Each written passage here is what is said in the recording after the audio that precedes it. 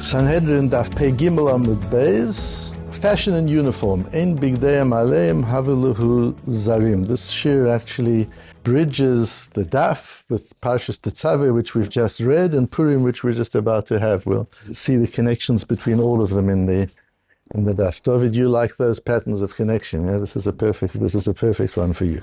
I would like to dedicate the shir to my friend and Talmud Arik and Mary Strite from Los Angeles, who are also wonderful supporters of the Matmonim program. Arik has been learning with me for 50 years. He's learned through the Johannesburg era, he learned through the Los Angeles era, and he learns through the Eretz Yisrael era of the Matmonim. When he learned with me during the Johannesburg era, he had never met me, he didn't know me, he was learning by tape. And then we were together in Los Angeles and he came to the shiurim, and now again he follows online. And not only does he listen to every shiur, it's exactly 50 years. This year is the Yovel of my teaching Torah, Baruch Hashem. Not only has he listened to the 50 years of shiurim, he knows them. And he catches me out. If I ever say something, he will tell me, in 1984 on Parashah such and such, you said the following. And he says that although I often bring the same chazals, at times bring the same chazals and throw different aspects, elements, dimensions on those chazal, he says I haven't contradicted myself yet, which is wonderful to hear. So thank you, Arik, for your support, you and Mary, and for your loyalty and consistency. We appreciate you. The big day kahuna, the clothes that the Kohanim used to wear, which we're told in Parshas Tetzaveh is lechavod uletiferet, for honor and glory, is actually not about how they are seen. It's about how they see.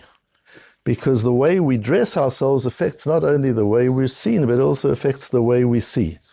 And in that we'll understand the difference between fashion and uniform by learning through the piece of Gemara that is on our daf, understanding a Mordechai, a piece of Aruch HaShulchan, and then onto a very counterintuitive Shem Mishmur. Says the Gemara on our daf, Umechusar begadin minalan. How do we know from that if a Kohen serves in the Beis Hamikdash without all his proper clothing, that he's chayev miso bidei shamayim, that's a serious thing, and there's a death sentence hanging over him from heaven, not a Beis Din's death sentence, but Hashem. Amar Rabbi Yavo, Amar Rabbi Yochanan, and Matavad Mishmei Rabbi Loza, Rabbi Shimon, v'chagarta otam avneit Aaron uvanav v'chavashta lehem migbot v'ayata lehem kuhuna l'chukat olam.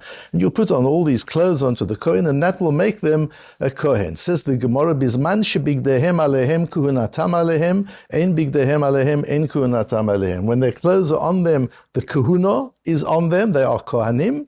V'haveluhu zarim, and if their clothes are not on them, they are not Kohanim, they are like zarim, they are like non-Kohanim. V'amar zar sheshimesh b'mita, and we know that if a person is not a Kohen, serves in the Beis Hamikdash, there's a death sentence from Shemayim, from heaven, on him too. So that's where we learn it from, teaching us an amazing concept that seems to be strange and superficial, that his clothing makes him a Kohen. Without the clothing, he's not a Kohen. I saw somebody wrote a whole essay on you see, the clothing is the man, the clothing maketh the man, and that's so wrong. That's not what this is about at all. The clothing is not what maketh the man. So to understand this, let's unpack this, let's understand it. We'll get to the essence, we'll get to such a deep understanding of what clothes are and the role that they play. There was a case, the Mordechai, the Agos Mordechai brings a case in Gittin of a Kohen who poured water over the hands of Rabbeinu Tam. There was a Talmud there who said, Rabbeinu Tam, how can you use a Kohen to wash your hands? We have in the Gemara, you're not allowed to do that. Answers Rabbeinu Tam that the Kohen, that doesn't apply nowadays because he's not wearing his clothes. If he's not wearing his Kohen clothes, he's not a Kohen. We know the Gemara in Sanhedrin. So he can wash my hands, it's okay. Asks the Talmud, Im kain kol minei kedusha lo le'eved lehu, then don't call him first up to the Torah because he's not a Kohen, he's not wearing his clothes. Don't let him go up in duchen. He shouldn't be able to do that either. He's not a Kohen. V'shatik Rabbeinu Tam. Rabbeinu Tam didn't answer. Ve'yishiv harav Rabbeinu Peter. It's interesting, Rabbeinu Peter didn't change his name to Pesach or to Rabbeinu Peter. His name was Peter. And he left his name as it was, authentically as it was. Rabbeinu Peter. Denehi diyesh bohen kedusha I used to have a chavrusa in Gateshead. His first name was Martin. I used to say to him, "Don't you want to change it to Moshe, to your Hebrew name? Strange, you're such a Talmud Chacham and you're known as Martin." And he said, Rabbeinu Peter was known as Peter. What's wrong with being known as Martin?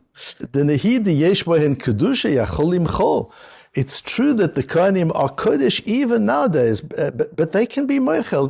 They can decide not to insist on their honor. And then he brings a raya from Kiddushin with an Eved Ivri and so on. Asks the Aruch HaShulchan, Rabbeinu Tam's answer is very difficult. Where Rabbeinu Tam says nowadays they're not Kohanim because they don't have their clothing. But the very case of the Yerushalmi that says Hamishtamesh bekuunam ma'al, that you've as if you've committed me'ilo, you've used something which is kodesh, you've used something sanctified for ordinary purposes. That's talking about nowadays. That's the same period of time. So if the Gemara, even the Yerushalmi says you can't use a kohen, how can Rabbeinu Tam say nowadays you can? Nowadays, this was at that time. So the Aruch HaShulchan goes into a beautiful explanation where he says that there are two different things. Hashem was Mekadesh the Kohanim. Hashem, these Kohanim are sanctified to serve in the Beis HaMikdash. In addition, he said, Gam aleinu tzivah HaKadosh Baruch Hu nekadesh otam. In addition to his sanctity of the Kohanim, Hashem instructed us to sanctify them as well.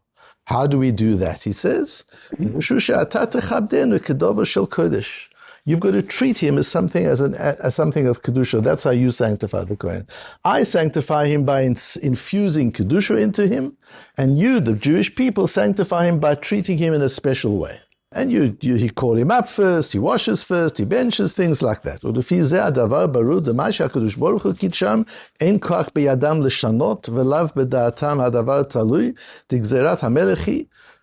He cannot be moichel, he cannot forego his rights, duties, and privileges as a Kohen in that part of his kahuna which Hashem gave him. You can't say, I'm not a Kohen today, I'm not acting as a Kohen today, I'm not doing it today. But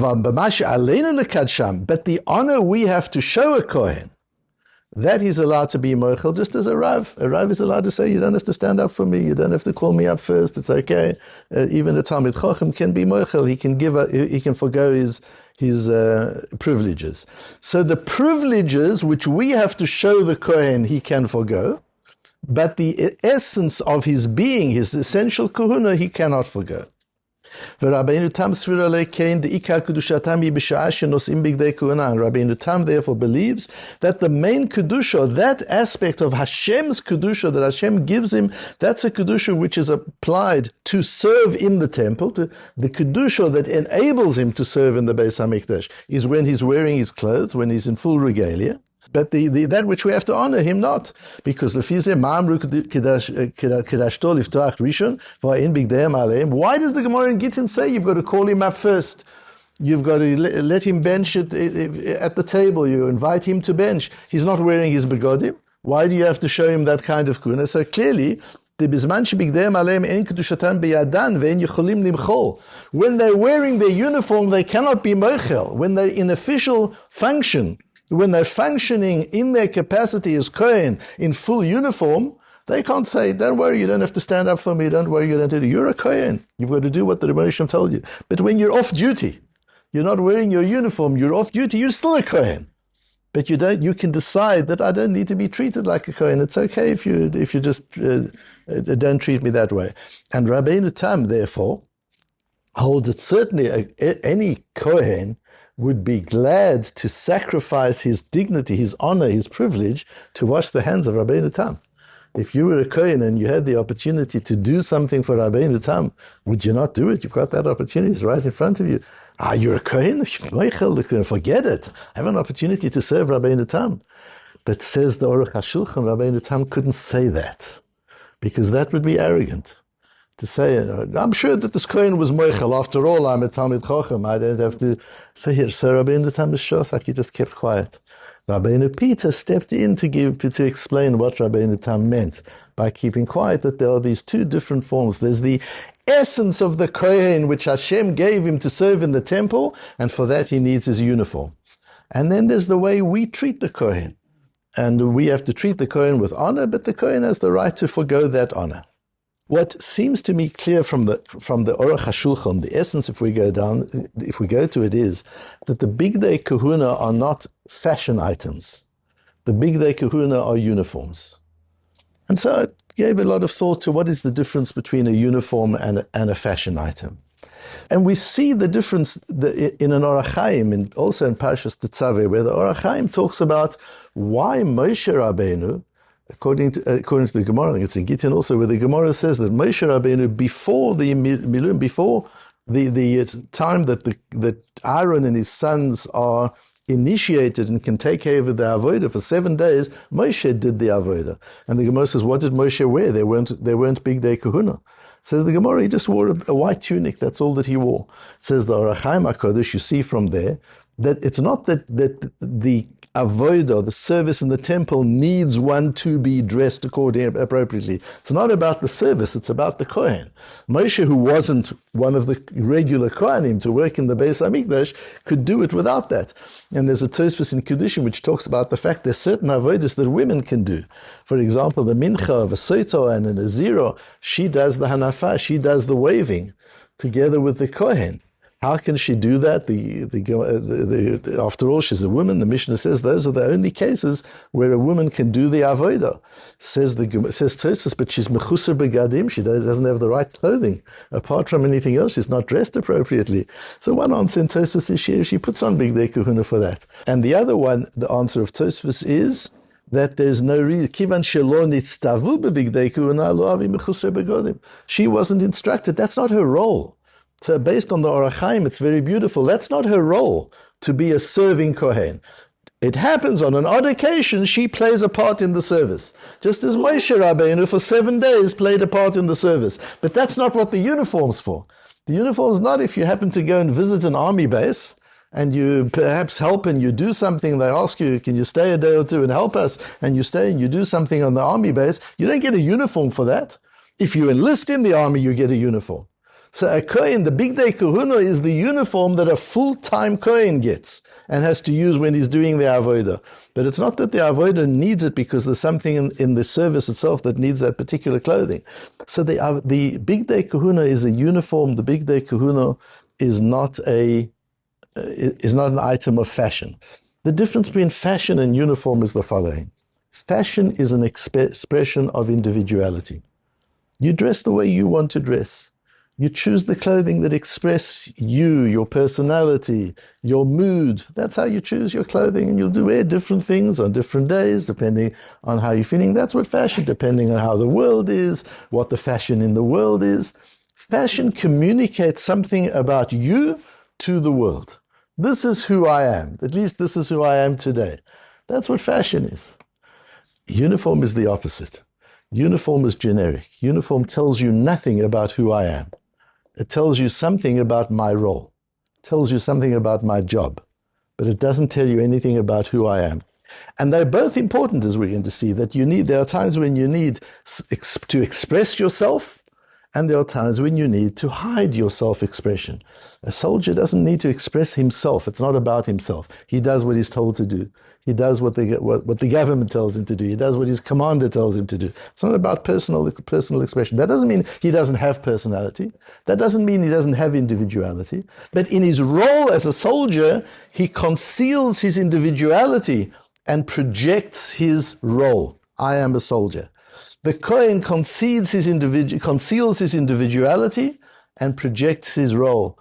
I am a Kohen. That's what he does at that particular time. And that role is important. There's a Gemara in Eruvin where people come into Rebbe's Beis HaMedrash, and Rebbe says, one person comes, he says, find a place for him among the people who are worth 100. Yeah, find a place for this one who's worth 200. Rabbi Shmuel, Rabbi Yossi says to Rebbe, but this person that you've just put at the back of the Beis HaMedrash, do you know that his father is a multi-millionaire? He's got a massive empire. Says Rebbe, then why does he dress like a shlemiel? How am I supposed to know that he's wealthy? And the Giloy Nashas, Rabbi Kivega, brings the Ma'aril in the name of his Rebbe, the Ma'ari Segel, the Maram Segel, that the Rebbe used to honor wealth because he wanted to be honored for his wealth, so that people wouldn't honor him for his Torah. He didn't mind being honored for being a millionaire. He did mind being honored for being a Talmid Chacham, because then he felt he was using the Torah for his own honor. So this way he wanted to understand. He established a precedent in his Beis HaMedrash. You respect wealthy people, you honor wealthy people. But he was very critical of this individual. He said, tell his father, if you send somebody to me as a messenger from you, and you have this massive business, make him dress like a businessman. Don't make him dress like a farmer, like a peasant. How am I supposed to know how to relate to them? The way we dressed indicates to a person how to relate to you. How are you supposed to know that this is a physician? Nowadays, you go into places and nobody's wearing uniforms. You go into a restaurant, you don't know who's a waiter and who's a guest. You go into a hospital, you don't know who's a physician and who's a cleaner. Everybody dresses the same. You go into Google or Facebook or one of these places, you don't know who's the CEO and who's a worker over there. Everybody dresses the same. But the idea really in dressing is to be able to express, if it's uniform, to express your role, so that people know how to deal with you, that you can walk into a strange place, nobody knows you, but they know they've got to respect you. This is a Talmid Chacham, this is a Rov, this is a teacher, this is a businessman. You dress it in a way that communicates to people as to how they need to relate to you. But one can also dress in the way one feels oneself, in a very personal way. Now here comes the amazing piece in the Shem Mishmuel. The Shem Mishmuel says, in the name of his father, the Sochachov Rebbe, this is in the name of the Avnei Nezer. Ki ha-kohanim avodatam b'chashai v'hem pnimiyim b'yoter al kein hem tzruchim lekistui begadim. When did the Kohanim use these clothes? They didn't use them when they went to dinner parties. They used them when they were in the Beis HaMikdash. Who saw them in the Beis HaMikdash? Other Kohanim, that's all. Their work was in secret. Their work was behind curtains. Their work was in private. And they need, for that work, they've got to be able to access their private inner beings. For that you need clothing. We think you need clothing for the public. Says the Shem Mishmuel, no. You need clothing in order to be able to access the private. What does he mean? Leviim don't have a uniform, says the Yavnei Nezer. Leviim don't have a uniform. Why not? Because their job is la'arma kala, as the Zohar says, to inspire people to sing, to uplift. There are two roles we have. Sometimes we want to bring Hashem down into the world. Sometimes we want to raise people up to Hashem. We do both of them. There are different roles and different times that we do them. In Kabbalah, we talk a lot about the difference between the tefillah balachash and the tefillah b'kol, when the chazaros hashatz and the quiet davening. When you're quiet davening, you're trying to bring the Shechina down to you. In the public davening, the shliach tzibur is trying to inspire the tzibur to raise itself. When you're inspiring, you want to be out loud. When you're inspiring, you want to be visible. You want to be audible. But when you're bringing down Hashem into the world, you need to access your inner power, something which is inside you. When you project your inner being to the public, you're diluting it. When you're selling your inner being, see who I am as an individual, I'm so insecure, I need you to see who I am and acknowledge and validate who I am as an individual. You're prostituting your individuality. You're selling your individuality. When you're wearing a uniform, you're saying, I don't need you to see who I am, I just need you to see my role. Who I am, I'll deal with. That's the time I can develop myself. I can build myself. You can't build your inner being when you're busy selling your inner being to the public. When you're involved in public relations, you can't do that. It's through like the Shir of last Shabbos, the Medrash Shir of last Shabbos, when we talk about how Hashem contracts his essence to a point where he can't be seen. He can only see. And we talked about how we have that role as well, to be able to contract our ego to the point where it's not seen, it's only experienced. It's by the way we see, we use our inner being to see, not to be seen. The bigodiim of the Kohen, the uniform, is so that I can really access my inner being without the ego of PR, without the ego of image and how people are seeing me. They see me in my uniform. I'm a soldier. I'm a chayal. I'm a Kohen. That's what they see. That's all they need to see. Who am I really in my deepest being? That's my business. I can work there. Nobody else has to see that. I need to see that. I can work there. Says the Avnei Nezer that you need to hide your inner being in order to access your inner being. To use your inner being, it can't be involved in public engagement. To access your inner being, it has to be hidden from the public.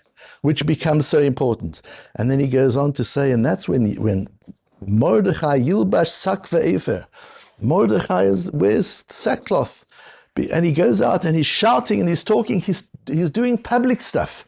I want the people to do tshuva. This is not about me, this is about the people. So in that case, he's wearing what he thinks is appropriate for that occasion, the sackcloth.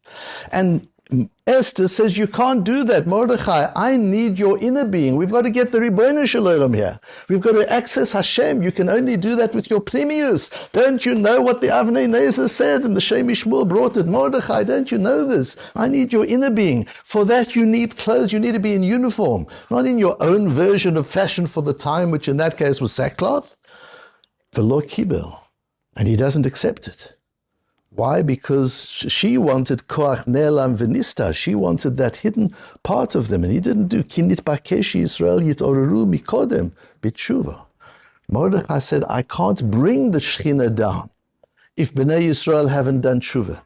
So for now, my job is to be in inspiration. For now, my job is to be in PR. I've got to talk to them. I've got to move them. I've got to excite them. I've got to uplift them. I've got to be in the tshuva. I've got to make them bali tshuva. I'm in the kiruv role now. I'm in the kiruv role, then I've got to draw on my inner being. I've got to use my inner being. I've got to use my passion, my excitement. I can't be cold and hidden.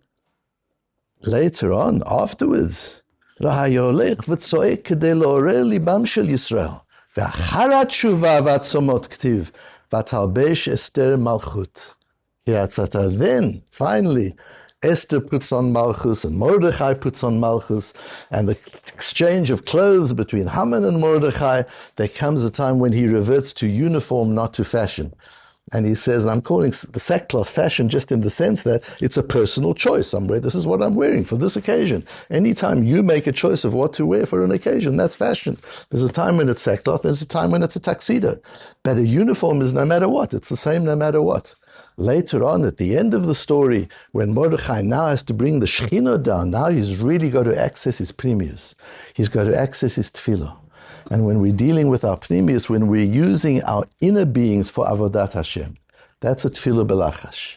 That's quietly, although we spoke yesterday about the need to pronounce words, yes, you pronounce them, but quietly.